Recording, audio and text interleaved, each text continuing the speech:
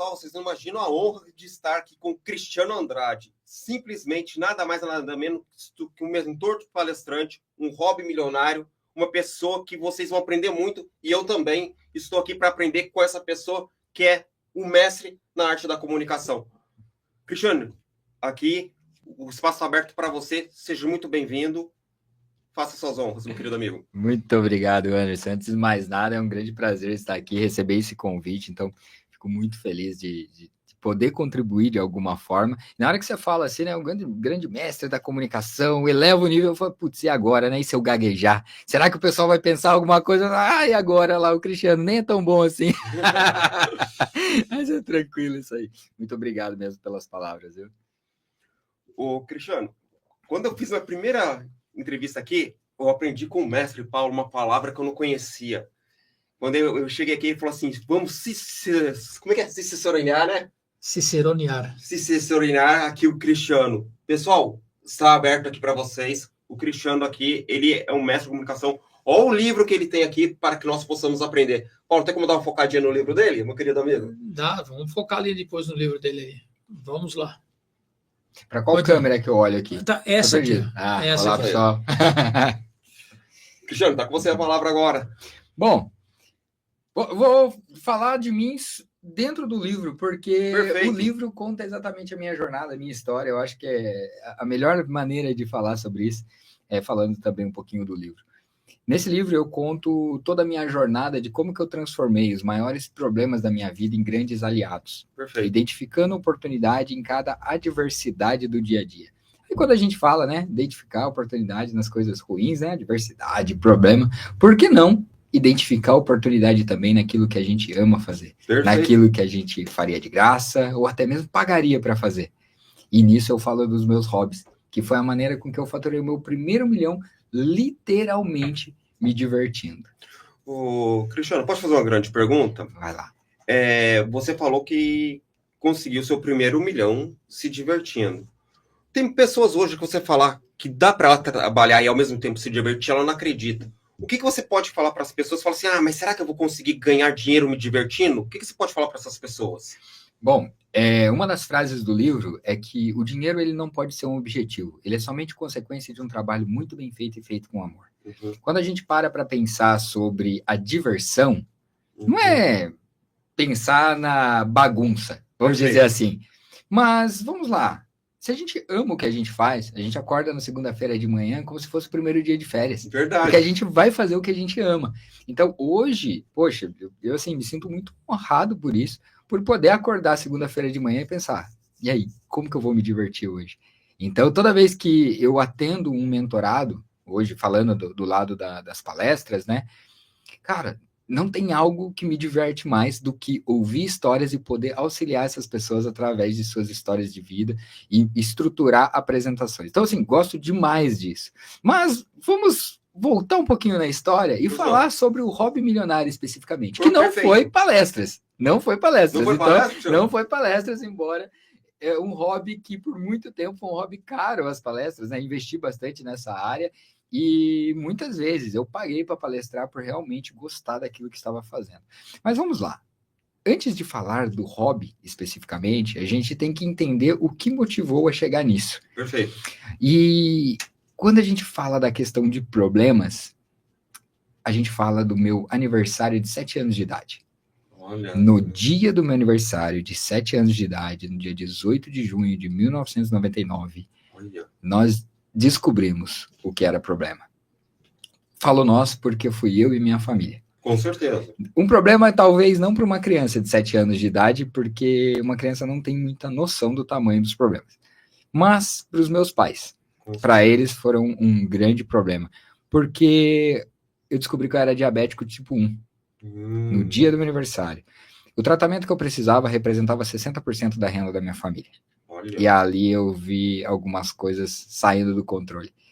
E eu vi algumas conversas dentro de casa, né? Meu pai falando, olha, esse mês não vai dar para pagar tal conta, esse mês a gente vai ter que fazer isso, vai ter que fazer aquilo, vai faltar isso daqui, vamos ter que pedir ajuda. E aquilo eu olhava e pensava assim, poxa, será que é por minha culpa? Será que sou eu? Porque se eu não fosse diabético, isso não estaria acontecendo. Normalmente numa criança de 7 anos, né? 7 anos de idade. 7 anos. E aí eu ficava pensando sobre aquilo, só que assim, para mim, a diabetes logo ia passar. Eu ia tomar as injeções, né, insulina, tomaria insulina e daqui a alguns dias tá tudo certo. Igual uma gripe, né, toma um remedinho, já passa, tá bom. Eu não tinha muito essa noção, mas meus pais tinham, porque o médico já tinha passado, ó, que ele tem, não tem cura, não tem como. Beleza. E naquele momento eu vi que meu pai, ele trabalhava muito mais do que o normal, porque ele tinha que fazer hora extra. Ele trabalhava numa fábrica, se eu não me engano, ele trabalhava na Ericsson, que era aqui em São José. Que hoje é o shopping Center Valley. Se eu não me engano, era na Ericsson ou na Solectron, porque ele trabalhou um tempo na Ericsson, depois ele foi para a Solectron, ambos aqui em São José dos Campos. E aí, nesse período, ele começou a voltar menos para casa. Nós morávamos em São Luís do Paraitinga, e meu pai, ele viajava, né? Todo dia, ida e volta. Até que, quando aconteceu isso, para economizar na questão do combustível, ele começou a fazer mais horas extras e voltar menos para casa. Então, ele voltava só nos finais de semana. Ele ficava na casa das minhas tias, né? De favor ali durante a semana, para conseguir ter um pouco mais de dinheiro. Só que eu percebia que nas conversas entre ele e minha mãe, no domingo à noite, por exemplo, sabe aquele momento lá que passa a música do Fantástico? Sei. Tipo, ó, amanhã tem trabalho. Eu percebia na conversa dele, ele falando para ela, falou, olha, vocês estão precisando de mim, gostaria de ficar aqui, mas eu preciso ir trabalhar, senão não tem quem sustente a nossa família. Então, assim, ali eu percebia que meu pai, ele não trabalhava porque ele gostava do que ele fazia. Ele trabalhava exclusivamente pelo dinheiro. E isso é a realidade de milhões e milhões de pessoas. Se a gente for colocar isso, sei lá, 90% das pessoas trabalham exclusivamente pelo dinheiro. Então, eu via aquela realidade e eu pensava, como uma criança de 7 anos de idade, que, olha, se eu ficar rico, tudo se resolve. Como eu vou ficar rico? Poxa, eu tenho 7 anos, não faço ideia do que fazer ali. Mas ali foi plantada uma sementinha de que eu tinha que ficar milionário. Mudou a chave. Olha, o que eu vou fazer eu não sei, mas eu tenho que ficar milionário. Só que a ideia era ganhar dinheiro com algo que eu gostasse de fazer. Mas isso eu fui perceber anos depois, analisando toda a minha história ali, né? Entendi. Então, ficou aquela ideia. Preciso ganhar dinheiro fazendo algo que gosto. Na minha adolescência, início da adolescência ali, eu gostava muito de jogar futebol. E eu era bom, era bom. Isso é bom. Assim, eu me destacava bastante, tive grandes oportunidades, né, de seguir carreira, mas sempre por causa de algum detalhe, na maioria das vezes por causa da diabetes, dava errado, eu passava mal em campo e não era para ser. Quando eu desisti de vez do futebol, falavam para mim o seguinte, Cris, quando você for fazer uma faculdade, tenta fazer antes uma escola militar. É muito bom porque você vai ter uma disciplina legal ali, você vai aprender muito mais, você vai estar muito mais preparado para fazer uma boa faculdade. Interessante. Não era um problema para mim na questão de passar no vestibular, porque eu sempre fui um dos melhores alunos da escola, porque eu queria, sim, mudar essa realidade. Lembra? Eu não sabia como mudar, mas eu queria mudar a realidade da família. E quando eu pensei sobre essa questão de estudar em escola militar, eu falei, tá bom, vamos lá, vamos fazer a prova, vamos fazer, né? Vai dar certo, já tá resolvido, então não vou ser jogador de futebol, vou estudar em escola militar, vou fazer uma boa faculdade depois. Quando minha mãe foi me matricular na escola militar, com toda a inocência do mundo, ela perguntou para a secretária, ele é diabético, o que eu preciso trazer de documentação para se caso ele passe mal, vocês possam socorrê-lo. Aí a secretária olha no olho da minha mãe e fala assim, infelizmente, diabéticos aqui não pode estudar. Entendi. Era limitante. E ali eu percebi que eu não servia para nada. Eu era bom no futebol, não podia ser jogador de futebol. Eu era um bom aluno, não podia estudar na escola que eu queria. Eu vim pro mundo para quê? Sirvo para nada? Eu sei porque você veio. Agora eu sei. Mas naquele momento foi assim, o início de uma depressão. Eu vi que assim, tava tudo desmoronando. Só que, agora a gente volta um pouquinho na história. Uhum. Lá no passado, a minha mãe, quando viu tudo isso acontecer, ela chegou a perguntar para os médicos qual que era a melhor maneira dela tirar a própria vida, para poder doar o pâncreas dela para mim.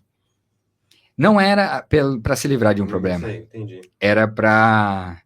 Eu fico. É. Eu sou pai. Se for possível eu dar minha vida para salvá-lo, eu dou. Todo pai e mãe faz isso. E que não deixou ela cometer esse erro foi ela ajoelhar e pedir a Deus que lá na frente, tudo que eu tivesse passando, todos aqueles problemas, se tornasse algo bom. Tivesse um propósito, tivesse um porquê de estar acontecendo. E que eu superasse tudo isso. E que lá na frente resolvesse. Então, acredito, eu não sabia disso. Eu fiquei sabendo disso quando eu escrevi o livro em 2023, que eu entrevistei minha mãe. Eu não fazia ideia disso, tá? E quando a gente analisa todos os pontos da história, ligando essas pecinhas do quebra-cabeça, a gente percebe que, poxa, espera aí. Então eu tinha um pedido da minha mãe para ser realizado. Deus tinha esse pedido para realizar na minha vida. E então não fazia sentido eu desanimar porque eu não era jogador de futebol, eu desanimar porque eu não conseguia estudar. Ele tem algo maior para mim. Sim. E foi aonde eu comecei a voltar no tempo e pensando assim, tá, e agora? O que eu vou fazer para ganhar dinheiro? Nessa época eu acho que eu tinha 15 anos, mais ou menos, que é a época que a gente vai entrar pro primeiro colegial. Eu acho que era 14, 15 anos. E aí eu voltei no tempo e falei assim, poxa, mas espera aí. Se eu quero ganhar dinheiro com algo que eu amo fazer, se eu quero ganhar dinheiro me divertindo, não trabalhar exclusivamente pelo dinheiro, assim como meu pai trabalhava, o que eu gosto de fazer? E nessa época, eu comecei a analisar tudo que eu amava fazer e voltei no tempo novamente. Porque com 8 anos de idade, sem perceber, eu remunerei o meu primeiro hobby. Caramba. Sabe como? Eu gostava muito de desenhar. Olha, Eu desenhava muito bem. Hoje eu sei, os meus desenhos é aquela bolinha, perninha assim, sabe? Eu não sei fazer, não sei desenhar mais não. Mas na época eu desenhava muito bem. E até, eu acho que deve ter alguns desenhos em casa lá, que eu olho assim e falo, não fui eu que desenhei, não. E eu gostava muito de desenhar, e com 8 anos de idade, eu tinha o sonho de ter um lápis de cor da Faber-Castell de 48 cores. Você lembra desse lápis de cor? Eu não sei se mas era ostentação. Poxa, mas como que eu vou pedir isso para os meus pais? Sendo que tava uma luta para colocar as coisas dentro de casa, né? E naquela época, como eu gostava de desenhar, eu saí vendendo os desenhos. Eu vendia desenhos para os vizinhos, eu vendia os desenhos para os familiares, para os amigos. Você já tinha uma mente empreendedora, então. Com 8 anos de idade. Com 8 anos de idade. Isso. Então, se você observar, posso fazer uma pergunta? Pode, vai lá. Você, com 7 anos, teve um diagnóstico de diabetes. Entendeu? Por enquanto, na medicina atual, não tem muito o que ser feito com diabetes. Eu também tenho uma doença que não é doença, eu tenho uma síndrome que ela chama síndrome de má absorção. Ou seja, não sei se eu vou falar de doença celíaca. Sou celíaco. Tá. Então, assim, na medicina atual, não tem o que ser feito. Até agora. Não sei amanhã. Mas, assim, você consegue perceber que você é um Pelé da vida? Não foi. Vou entrar no militarismo? Não foi. Vou fazer isso. Mas você consegue perceber que você falou que você, com 8 anos, você estava empreendendo, vendendo os seus desenhos, e hoje, você falou agora, um pouquinho no começo, que você já faturou seu primeiro 1 milhão, com uma certa idade, jovem, entendeu? E você tem seu livro, e você falou que deu palestra na Bienal? Isso, palestrei na Bienal, no lançamento do livro. Isso, então, 2023. Você consegue perceber que você marcou seu gol de placa, você foi disciplinado, e você fez por acontecer? Sim. É como está na sua camisa, não é sobre o que você viveu, é como você conta. Exatamente. É interessante essa história. Essa história é um legado fantástico. Paulo, tem alguma pergunta? Não, pergunta ainda não tem. Tem boa tarde, boa noite. Não, você tem alguma pergunta, meu querido? Não, depois eu vou fazer perguntas, sim.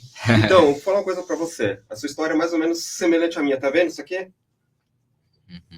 Eu servi no DCTA. Hoje é DCTA. Minha segunda 95.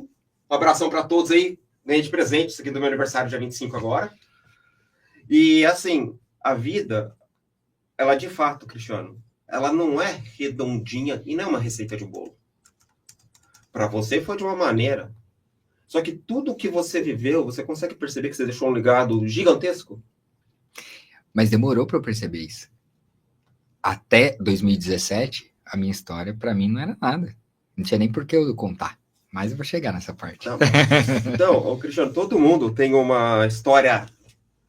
Não é ruim. É desafiadora para a gente crescer. E eu aqui, posso fazer aquele agradecimento, Paulo? Colocar pode, você que sabe aí. Põe aquela... Manda aí, coloca aí do negócio da camiseta aí. Da camiseta aí. Tem como aparecer na tela, Paulo? O Riquela. Riquela. Vamos botar aqui, tá na tela. Tá na tela, pode falar aí. Eu Manda sei, recado aí. O pessoal da Segunda 95, vocês moram no meu coração. Obrigado pela camiseta. Quem quiser entrar aí na Riquela, tá aí a confecções, tá aí o QR Code. Sejam felizes, tá bom? Um abração a todos, que Deus abençoe a todos. Amo vocês de paixão. Beijão. É isso aí. Boa. E outra coisa, por que que eu falo isso? Eu posso falar porque isso aí tá já. Eu fui militar e me tesouraram.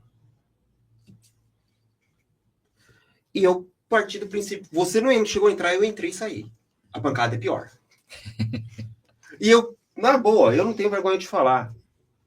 E minha filha tinha 1 ano de idade. Eu falei, putz, meu Deus do céu, o que que eu vou fazer, cara? Tenho uma filha de 1 ano, cara. Eu tenho uma filha. Não sou só mais eu. Não é só mais o Anderson. É o Anderson pai. Não é o Anderson só. Eu tive que me virar. Sabe como é que eu me virei, Cristiano? Não tenho vergonha nenhuma de falar. Não. Catei reciclagem na rua. Saí daqui de São José dos Campos para Caçapava. Isso eu acho que o Paulo sabe. Eu não sei se o Paulo sabe. A minha esposa tinha comprado. Eu era montador de móvel. E tem muito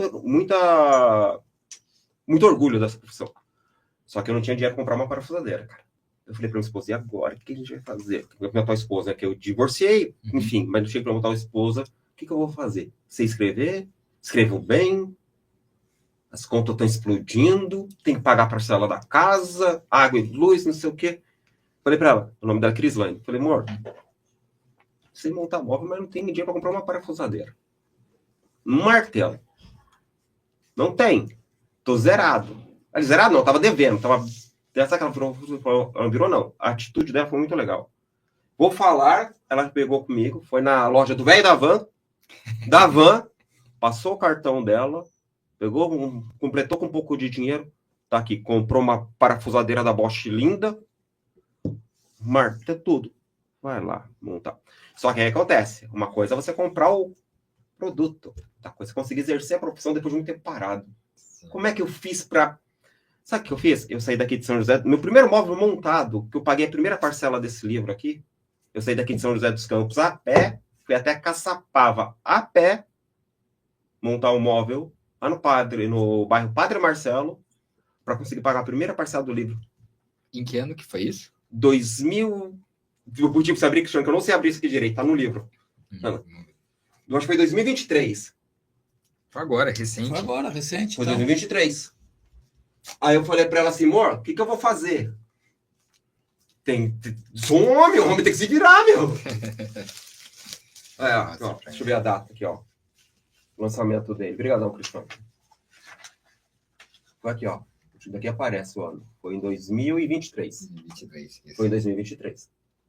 E o que eu fiz? Cristiano, tudo é prova social. Eu saí filmando, assim, ó. Tô andando, peguei uma estrada de terra, assim, ó. Filmando, ó. Vocês reclamam da vida, mas vocês não querem fazer, né? E eu usei essa expressão, se você quer ficar com a bunda no sofá, mas não quer fazer. Saí de São José dos Campos até o bairro Padre Marcelo, em Caçapava. Só que eu não cheguei lá a pé, por incrível que pareça. Na hora que eu tava faltando uns 500 metros, passou um rapazinho, um senhorzinho, com uma pampinha. Onde você tá indo? Eu falei, tô indo no bairro Padre Marcelo. Ele sobe aí, faltava uns 500 metros. Aí ele me levou no bairro Padre Marcelo. Aí montei o móvel lá. Depois que eu montei o móvel, o próprio cliente falou, você mora onde? Não, eu moro em São José. Você veio a pé? Não, dele me trouxe até minha casa lá no Novo Horizonte.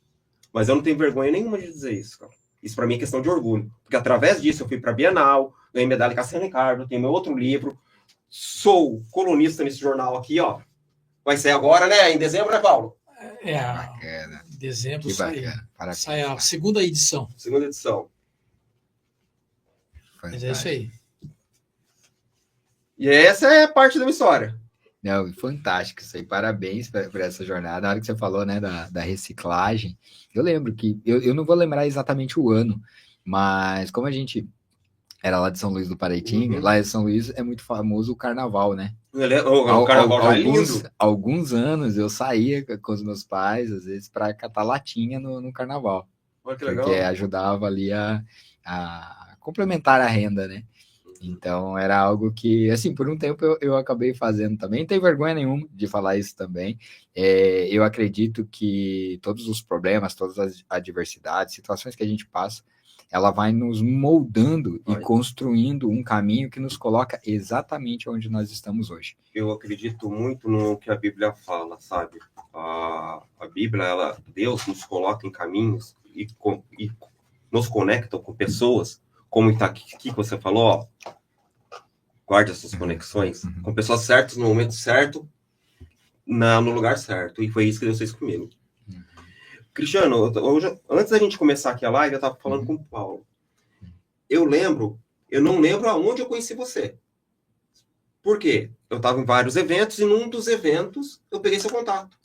Mas eu não lembro qual evento que era. Se eu não me engano, quem me passou o seu contato foi a Elo. E aí, depois, a gente se conheceu pessoalmente na rodada de negócio de São José. Não foi, Cristiano. Não foi? Não foi. Sabe que por quê, antes Cristiano? eu não me lembro. Cristiano, sabe por quê? Eu tenho seu contato há muito tempo, cara. Será que foi? Eu me lembro que a Elo chegou a passar o seu contato. Ah, agora você me pegou. Mas, não, se ela passou, tudo bem. Mas que eu conheço você, pelo menos no telefone, há muito tempo. Só que aonde foi, eu não sei. Assim, que eu me lembro. Pode ter sido antes, pode ser que eu tenha entregado um contato para você, mas eu me lembro da Elo fazendo essa coisa. Conversa com ele, Cris. E ela me passando contato, isso eu lembro. Agora, quando foi também, eu não lembro. Ô, Paulo, posso pedir para você passar aquele... Não, pode falar, Paulo. Desculpa. Você vai querer passar o vídeo? Não, mas pode falar primeiro, Paulo. Não, eu ia perguntar para ele, tem 20 minutos, ainda tem tempo ainda. Tem tempo. Você teve essa situação toda que você passou aí, e aí você foi vender os seus desenhos. E isso com 8 anos. Com 8 anos. Aí, por lembrar daquilo, eu falei, poxa, espera aí. Com 8 anos, eu já ganhava dinheiro com os meus hobbies. Com quantos anos você estava nessa idade aí que você falou assim? Eu, naquela época... Eu estava com 15. Estava com 15. 14 para 15 anos, né? Aí foi onde eu... peraí. Não posso ser jogador de futebol, não posso estudar na escola militar. E agora? O que fazer, né? Aí volto no tempo, vejo, não, peraí, mas que com 8 anos eu consegui fazer isso? Por que com 15 eu não faço o mesmo? Exatamente. E aí foi onde eu comecei a ganhar dinheiro com os meus hobbies, remunerando tudo aquilo que eu amava fazer. Então eu ganhei dinheiro jogando FIFA no videogame, eu ganhei dinheiro jogando xadrez, calma, dinheiro... Pera um pouquinho. Você está indo muito rápido. Eu ganhei dinheiro. Como é que você ganhou dinheiro jogando xadrez ou FIFA? Tá, vamos lá. A base da remuneração dos hobbies é ir além do óbvio. As pessoas, elas olham para o entretenimento. Eu olho para a oportunidade. Quando eu jogava xadrez, eu não sou bom no xadrez. Eu sei jogar xadrez, mas eu não sou bom. Só que eu participava de torneios. E na época que eu participava dos torneios, a minha mãe falava com a boca cheia, né? O orgulho na fábrica que ela trabalhava. Certo. Meu filho tem 13 anos, 14 anos, joga xadrez. Aí as amigas na fábrica falavam assim, nossa, que lindo, será que ele não ensina minha filha? Será que ele não ensina meu filho? Você cobrava. Eu cobrava. Eu treinava com eles e cobrava. Eu treinava saídas ali. Eu cobrava. Então, ganhava dinheiro jogando xadrez. Isso, xadrez. FIFA. Cara, vamos lá. Jogar videogame. O óbvio. Ser muito bom, ganhar torneios, né? Isso é óbvio. Isso daí. É óbvio. Mas isso daí mas o além do óbvio, o que é? Esse além do óbvio eu quero entender. Tudo é além do óbvio. Não é no óbvio. Porque assim, tem duas situações. Tem o ganho direto com os hobbies e o ganho indireto. O ganho direto com o hobby, você tem que ser muito bom naquilo. Então vamos lá. A pessoa tem um hobby de jogar futebol. Cristiano Ronaldo. Ganho direto, ser bom, ser contratado, ganho direto. Mas se a pessoa gosta de jogar futebol, mas é ruim, e aí? Como que ela remunera? Vende a bola, compra camisetas do time, vende caneleira, vende chuteira.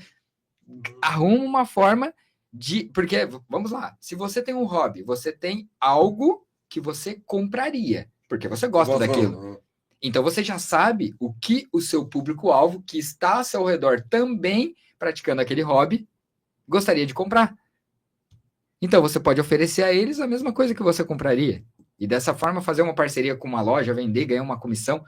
enfim, e aqui eu só estou dando um exemplo, estou jogando alto, assim, o que a gente pode fazer. No FIFA, especificamente lá no videogame, como que foi? Eu não sei se o pessoal aí de casa vai lembrar, se vocês lembram também, teve uma fase do FIFA, eu não me lembro agora o ano especificamente, mas o FIFA tinha o Ultimate Team. Então a gente comprava e vendia jogadores dentro do FIFA. Então o que eu fazia? Eu jogava, aí eu tinha lá o time, né? Eu ficava comprando e vendendo jogador, aí eu ficava rico no jogo só comprando e vendendo jogador, não jogando especificamente, mas eu jogava porque eu gostava daquilo. Aí eu pegava as moedas que eu tinha dentro do jogo, colocava no Mercado Livre e vendia. Dava para ganhar dinheiro. Então foi FIFA, foi Priston Tale, um jogo de MMORPG, Diablo no videogame também, entre outras coisas ali que eu fiz para ganhar dinheiro. Cristiano, posso fazer uma pergunta? Eu vi no seu Instagram, você estava num outro podcast que uma pessoa fez uma pergunta assim para você. Eu vou fazer essa pergunta, mas vou te falar por que eu estou fazendo essa pergunta. Como que faz para a pessoa não dormir numa palestra? Eu vi lá sua resposta. Mas para você sair de 7 anos, 8 anos, 15 anos e chegar a ser palestrante, qual foi o caminho que você percorreu para você ser palestrante e mentor de palestrante? Tá, tem uma jornada, né? Todo o processo. A jornada. Eu vou contar essa parte, mas eu preciso concluir esse raciocínio da questão da remuneração dos hobbies. Beleza. Porque o que acontece? Aí, beleza. Ali, e eu não cheguei no primeiro milhão ainda. Ali eu ganhava só um trocado, era só uma rendinha extra. Especificamente, na pandemia, daí agora a gente adiantando o processo, tem um hobby que eu jogo desde 2004, que é um jogo de cartas chamado Magic the Gathering. Não conheço. É um jogo é um card game de cartas colecionáveis, é um jogo de estratégia de cartas colecionáveis. É parecido com um RPG, isso. E eu jogo isso há muito tempo, mas nunca foi com o intuito de ganhar dinheiro. Mas na pandemia, eu não tinha muito o que fazer. Poxa, diabético, tipo um grupo de risco. Eu ia sair na rua, na época eu vendia perfumes na rua e tal. Mas não tinha como, eu tinha que ficar em casa. E aí minha mãe falou para mim, não vou deixar faltar comida dentro de casa, mas, né, cuida da saúde aí. E foi aonde no computador eu comecei a jogar o Magic, que eu jogava nas lojas, né, com as cartas mesmo. Eu comecei a jogar online. E eu percebi que ali dava para ganhar alguns torneios e ganhar um troquinho. Não era nada demais, mas daria para ganhar dinheiro jogando Magic. E nisso que teve a pandemia, eu comecei a incentivar os meus amigos que jogavam nas lojas a jogar online também. E eu fui incentivando eles a fazerem isso. Chegou um momento que eu falava para ele, seguinte, o que você ganhar de premiação, eu compro. Porque eu vou comprar de você, porque vai ter uma demanda que eu vou vender para outro. E por que tinha essa demanda? Porque em 2020 eu não fazia mais nada além de jogar. Eu dormia e jogava. Não tinha mais o que fazer, porque a gente, na pandemia, tudo fechado, não sabia o que fazer da vida, né? E não tem como você não ficar bom em algo que você faz 16 horas por dia. Isso é verdade. Então, em 2020, eu ganhei 3 torneios internacionais jogando Magic. Cris, poxa, então você é bom no Magic? Não, porque esses torneios internacionais não dão muito dinheiro. Só que eu fiquei conhecido. E ao ficar conhecido, as pessoas me procuravam para comprar as cartas. Olha. E aí é onde as premiações dos torneios que eu ganhava, eu vendia para eles. Só que começou a ficar pouco, porque como eu falei, não era bom. Eu só jogava ali, me divertia. E aí eu comecei a incentivar os meus amigos que jogavam melhor do que eu a também jogar os torneios. E aí foi 2, 3, 40, 50 pessoas jogando, eu comprava a premiação, vendia para os outros. Até que chegou um amigo dentro... Vamos lá, gente, prestem atenção. Um grupo de zoeira do WhatsApp, aonde seria mais improvável de ter uma grande oportunidade. Era um grupo que a gente reuniu vários jogadores de Magic, mas a gente falava de tudo menos de Magic. A gente ficava um zoando o outro, era um grupo de zoeira mesmo. Só que quando era para falar sério, era um dos poucos que falavam sério. E nisso... um amigo meu, o Aldo Andrade, inclusive Aldo, se estiver nos assistindo aí, um abraço. O Aldo me chamou no privado e ele falou assim, Cris, como que você tá fazendo para ganhar dinheiro no Magic? E eu expliquei para ele, porque eu imaginei que ele quisesse fazer igual.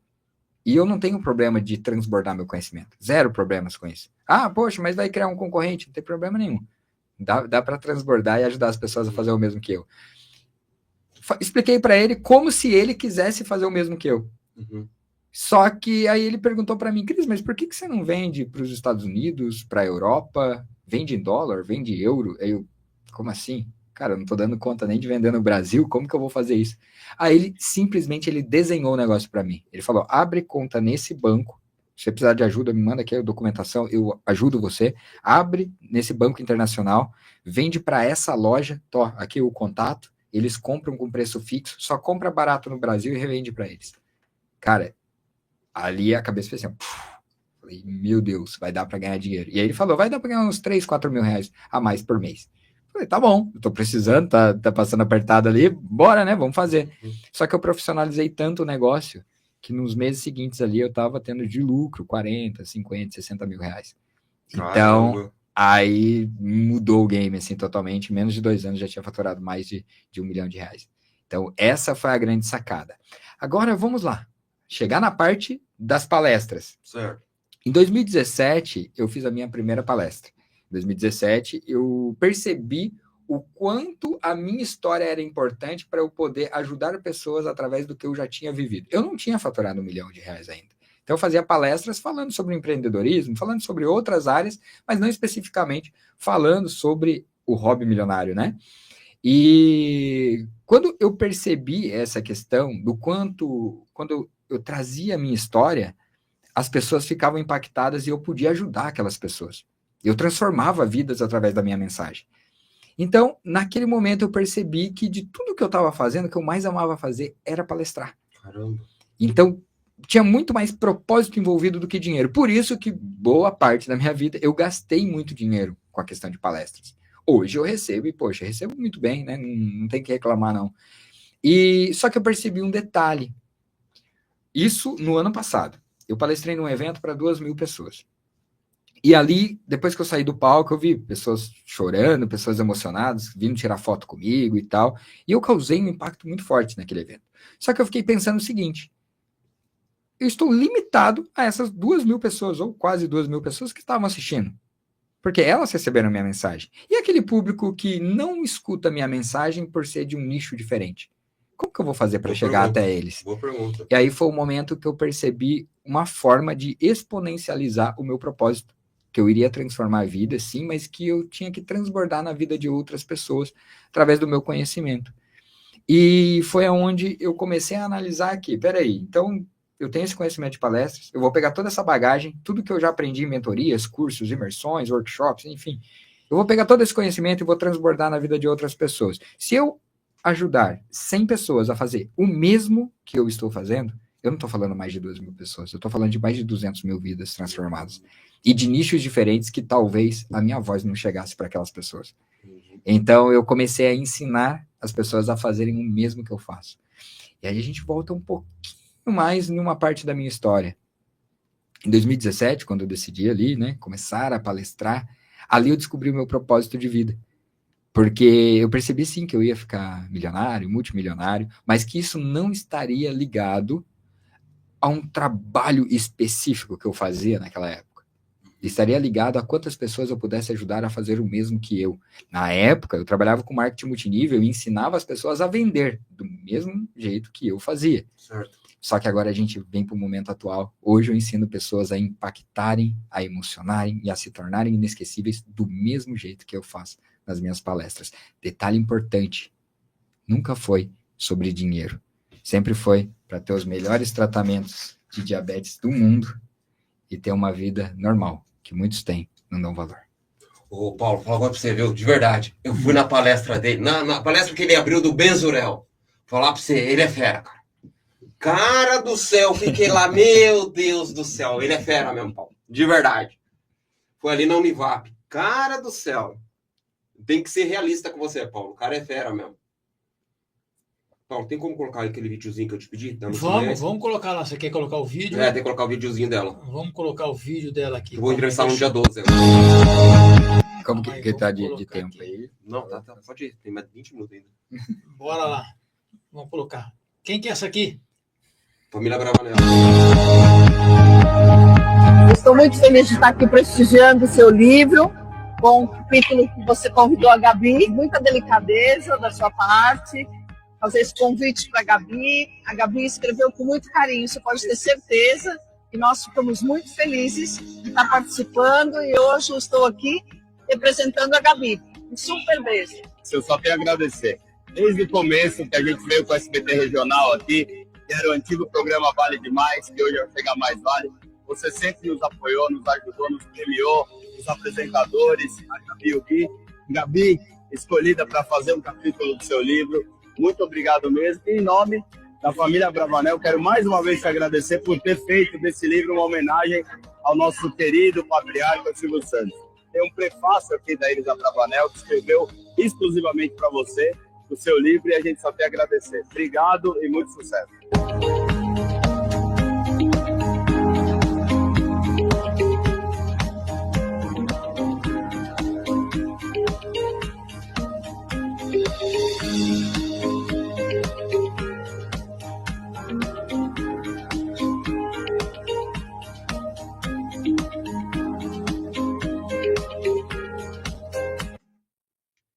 Pessoal, a Lucy Manhães vai estar aqui no dia 12/12, às 9, né, Paulo? Isso, 9 horas, acabou de confirmar aqui, na Confirmar. agenda aqui, 9 horas da manhã. Imagina entrevistar essa diva. É, para mim, uma grande honra. Lucy, um abração, beijão, que Deus te abençoe. Eu tenho uma pergunta para você, Cris. Quando que você viu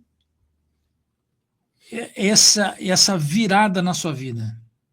O que aconteceu ali nas circunstâncias da sua vida? Falou assim, é isso. Porque geralmente a gente está vivendo determinados processos na nossa vida, mas às vezes o cara fala assim, aconteceu, mas em algum momento há um estalo, alguma coisa que te desperta, fala assim, puxa vida, é isso daqui mesmo. Houve isso para você? E quando que foi? Você fala isso em relação à palestra ou em relação aos hobbies? Qual... Você pode falar dos dois. Tá. Se aconteceu para os dois, pode falar dos dois. Em relação aos hobbies, foi aquele momento que eu vi que a impressão é que eu não servia para nada. Então eu tinha que pensar em ganhar dinheiro com algo que eu amasse fazer.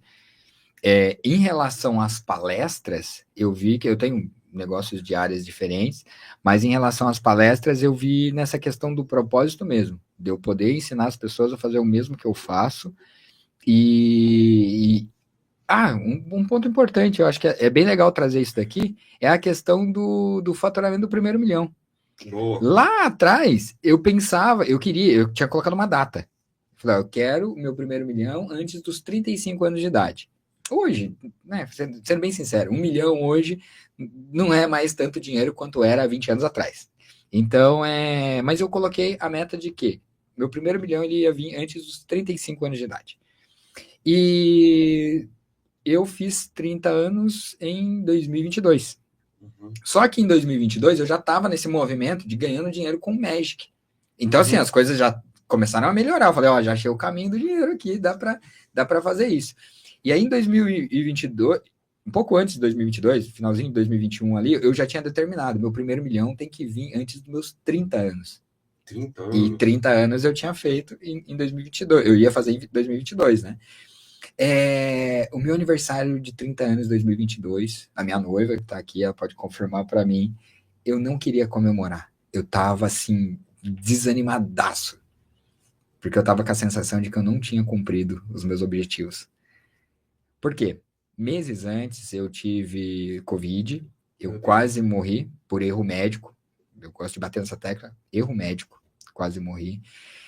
E ali foi assim um momento que deu uma desestabilizada, porque logo em seguida eu fui convidado para palestrar em Orlando, acabei não conseguindo palestrar em Orlando, foi uma situação, mas aqui é história para um outro podcast, porque é longa. Mas como muitas coisas aconteceu, então abril que eu peguei o Covid, maio que eu fiquei mal, junho já era meu aniversário, e assim, eu simplesmente me desliguei, eu não fiquei olhando finanças, eu não fiquei olhando números, nada. E quando chegou em junho, eu estava totalmente desanimado. Que tipo, olha, né, não cumpri com as coisas que eu falei que iria cumprir. E eu não me lembro o motivo, verdade, assim, não lembro. Mas em julho, o contador pegou e falou para mim, Cris, dá uma olhada nos números aqui, vê algumas coisas e tal. E aí eu parei para analisar. Olhando os números, eu vi que o primeiro milhão tinha vindo em abril, 2 meses antes do meu aniversário de 30 anos. Meu santo Deus. E aí eu só percebi isso depois. E aí entra aquele detalhe, não é a questão específica, o número em si, mas é o que representa, né? A questão de, poxa, ir atrás. E aí eu vi que a minha história ficou ainda mais forte. Ficou linda. Porque eu tinha uma jornada para contar e tinha um número expressivo que as pessoas gostariam de ver. Só que tem um detalhe, as pessoas às vezes acham que precisam desse número expressivo, especificamente, precisam disso para contar essa história. Só que as pessoas, elas, infelizmente, elas menosprezam as suas histórias. Porque cada um de nós 4 que estamos aqui no estúdio, o pessoal que está em casa, cada um de nós temos uma história extraordinária. Só que a gente vive ela tão no automático que a gente não percebe o quão extraordinário é.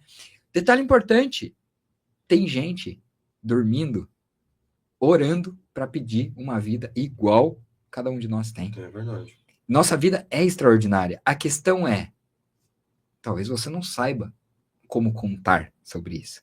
E aqui, a frase da minha camiseta, eu falo sobre isso. Não é o que você viveu. Pode ter sido uma vida, talvez seja uma vida sem muitas emoções para você. Mas se a gente for entender cada ponto que aconteceu na sua vida, tem uma vida extraordinária. Então não é o que você viveu, é como você conta. Ô, Cristiano, posso falar uma coisa? Você me deixou um pouco emocionado. Posso falar por quê? Diga. Cristiano, isso é jurídico, entendeu?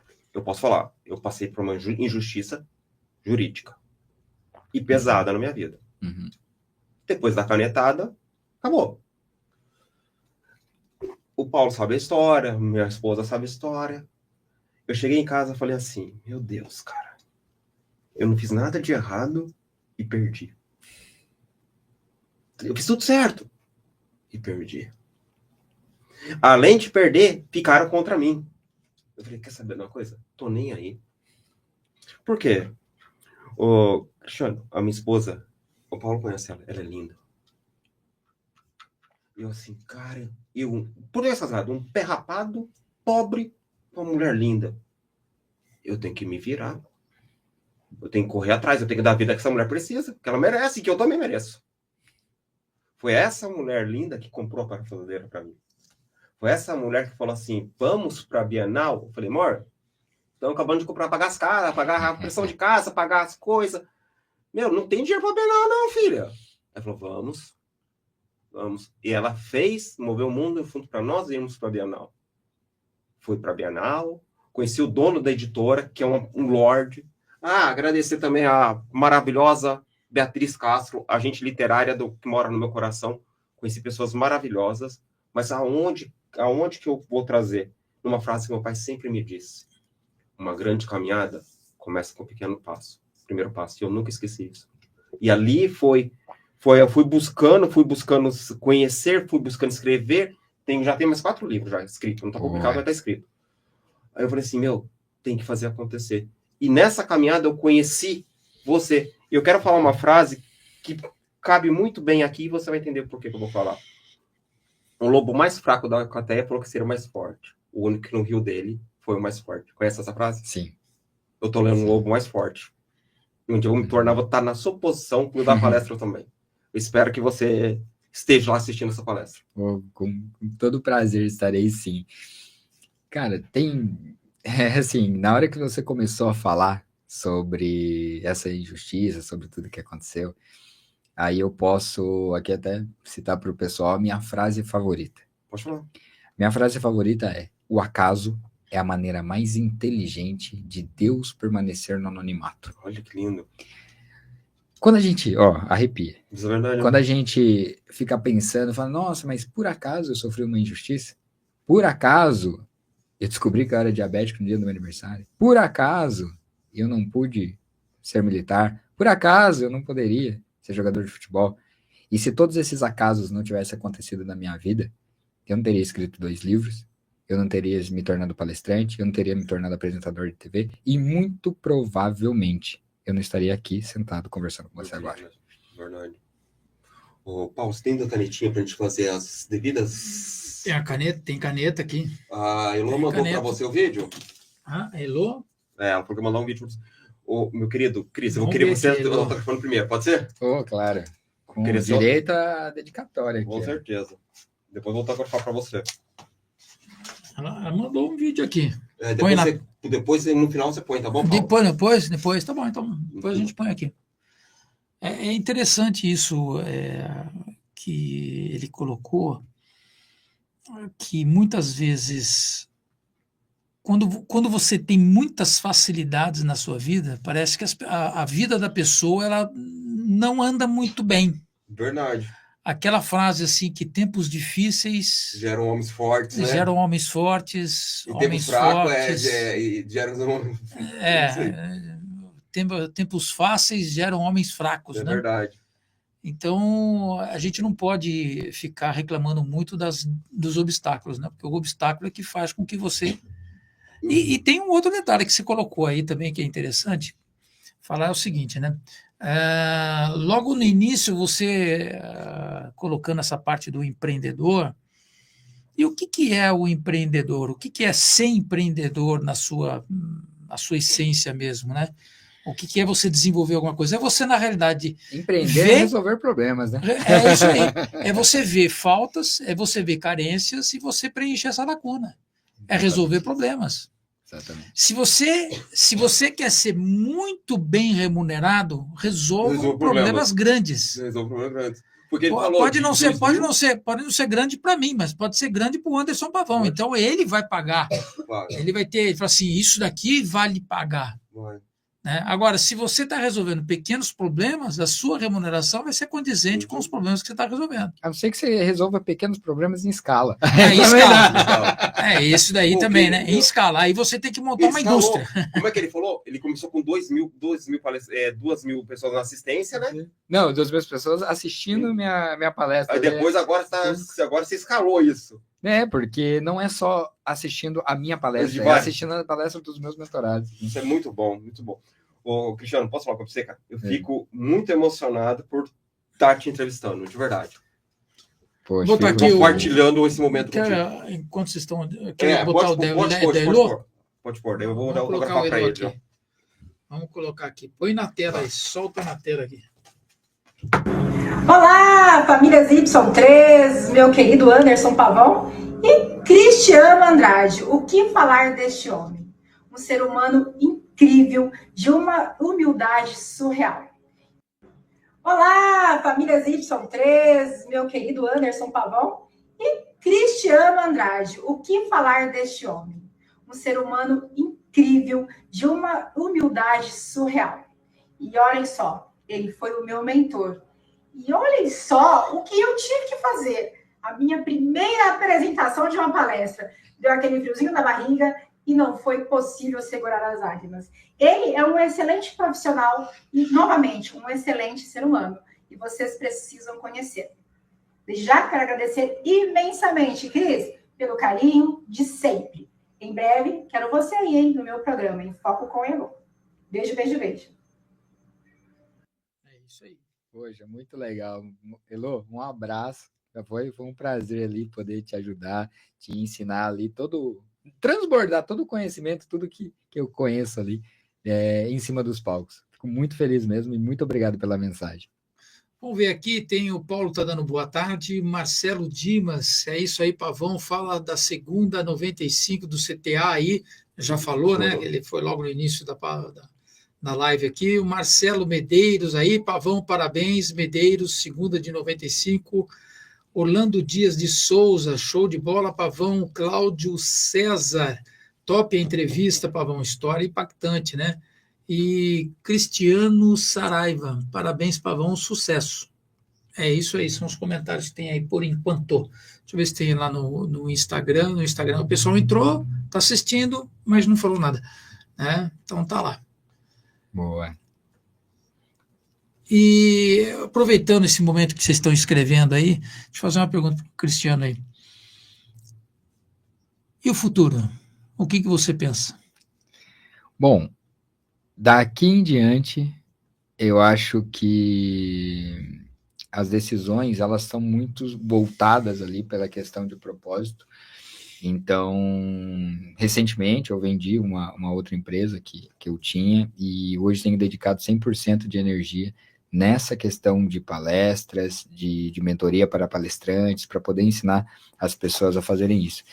É aquela questão, né? Hoje eu tenho em torno de 50 mentorados ativos, mas a ideia é ter milhares, então poder escalar cada vez mais esse negócio. Então, hoje você está firme no propósito de formar pessoas. Formar pessoas. Esse da palestra que você fala é em termos de oratória, em termos de conteúdo, como que está formatada essa consultoria? Não, qual que é a minha maior especialidade, tá? É conectar o seu maior diferencial, que não é uma habilidade, não é um conhecimento, não é uma técnica, não é uma metodologia. Seu maior diferencial é você, é a sua história. É eu conectar esse seu maior diferencial com a expertise que você tem ou a mensagem ali que você quer transmitir para o público.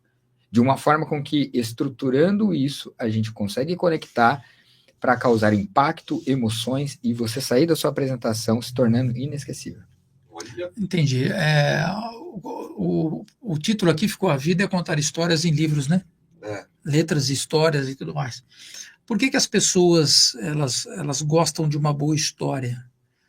Né? Se você for ver os grandes livros, os grandes filmes, né, eles têm basicamente uma estrutura principal, né? Aquele negócio que você aprende lá na quinta série, começo, meio e fim, coisa e tal, você vai desenvolvendo uma trama e no final você tem um desfecho ali. Mas basicamente, quando você conta uma história bem contada, as pessoas se identificam, elas se colocam dentro daquela situação e elas podem pegar aquilo que elas vivenciaram nessa história, aquilo que elas viram naquela história e trazer para a realidade delas. Então, quando você conta uma história muito bem contada, você põe isso daí diante dela dizendo o seguinte: é possível. Você pode. Né? Você pode fazer isso daí. Não é nenhum bicho de 7 cabeças, coisa e tal. Então a pessoa fala assim: poxa vida, mas é bem semelhante àquilo que eu passo, é semelhante, tem coincidências. Então, eu também posso. Eu também tenho valor. Né? É isso que é interessante. Exatamente. É despertar nas pessoas o valor que tem dentro de suas histórias. Porque, como eu falei, cara, a gente pode... Vamos lá, né? Cada 100 pessoas que falam comigo, 95 menosprezam tudo que já viveram. Eu pergunto qual é o seu diferencial. A pessoa fala de uma técnica, fala de uma habilidade, fala de um conhecimento. Eu falei, não, esse é o diferencial, é a sua história. A sua história, um concorrente, mesmo que ele invista tempo e dinheiro, ele não consegue copiar. Isso é único. E você não conta. Cristiano, quer ver uma coisa interessante? Você falou que você tem diabetes. Quantas pessoas no Brasil têm diabetes e não usam isso para catalisar e falar com as pessoas? Tocar, porque o Brasil tem 220 milhões de habitantes, né? Tá por volta de mais de 200 milhões de habitantes. Quantas pessoas têm uma história linda que poderiam tocar o coração de outras pessoas e não fazem isso? Exatamente. É simplesmente pegar o bem mais precioso que você tem e guardar na gaveta. É verdade. Cristiano, eu amei seu livro, cara. Olha aqui.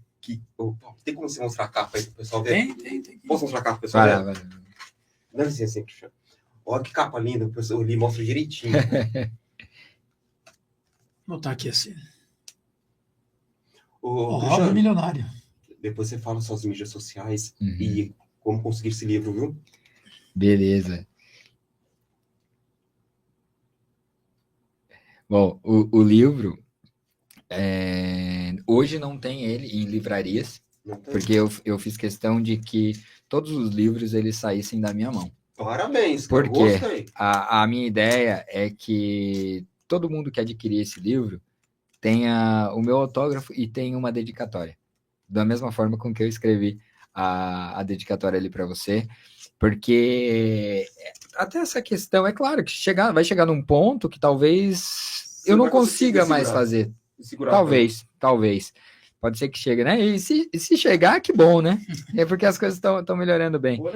Mas essa questão não é simplesmente só uma história ali. Não. Né? É a minha história. E, poxa, se isso puder sair da minha mão para entregar para a pessoa, seja pelo correio, seja, enfim, mas é algo que eu faço questão.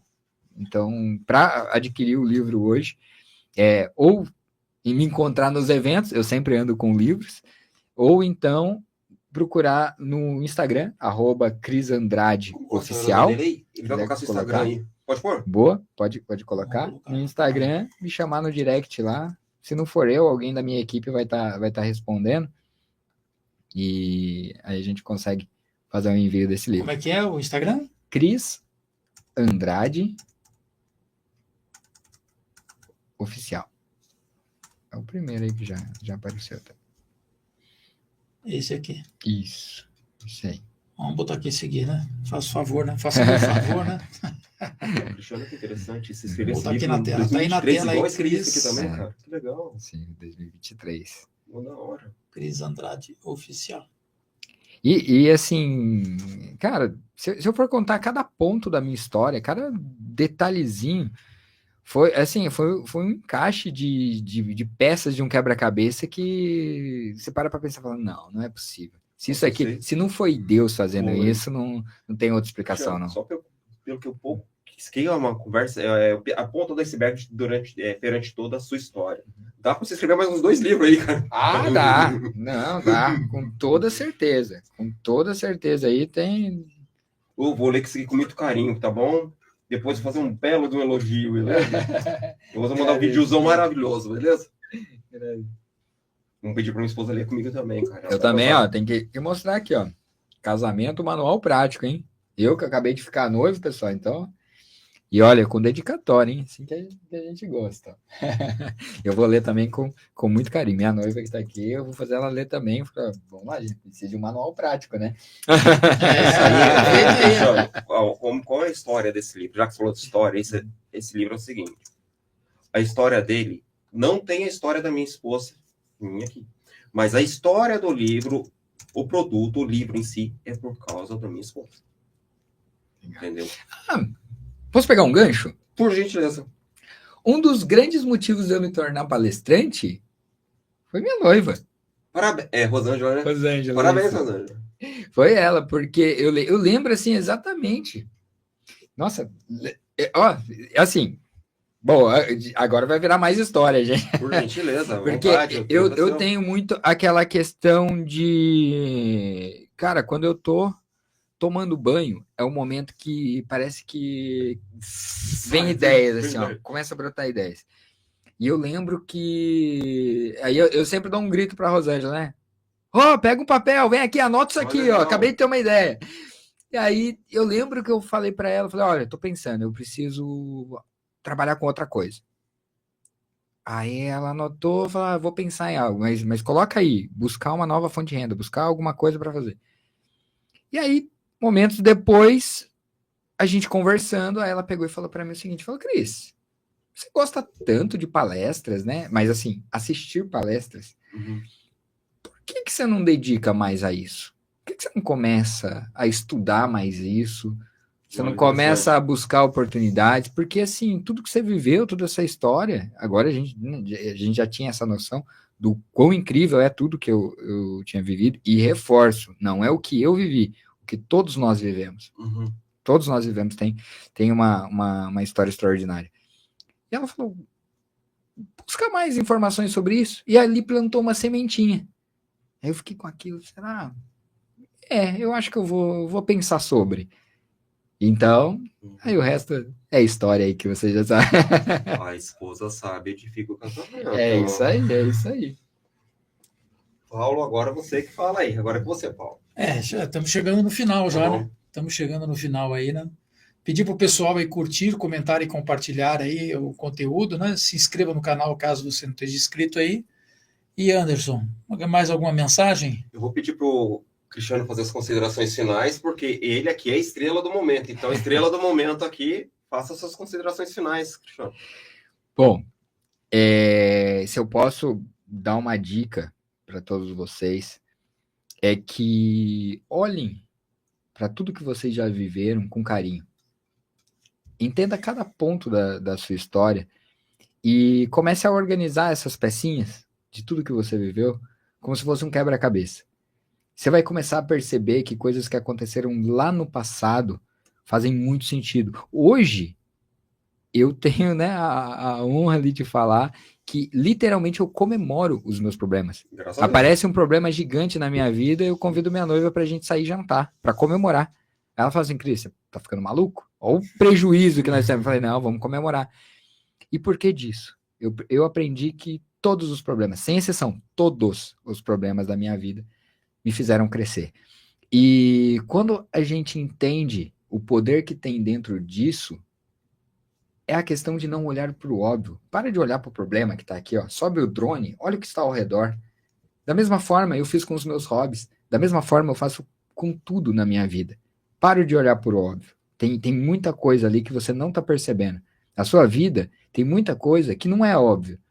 E por não ser óbvio, você está deixando passar. Olha ao redor, olha o que está acontecendo. Então, literalmente, cara, quando acontece esse grande problema e a gente começa a dar uma atenção para ele de forma diferenciada, o problema ele sempre vem para nos ensinar. Quanto mais rápido a gente aprende, mais rápido ele vai embora. Então, se vocês querem se livrar dos problemas, aprenda com ele o quanto antes.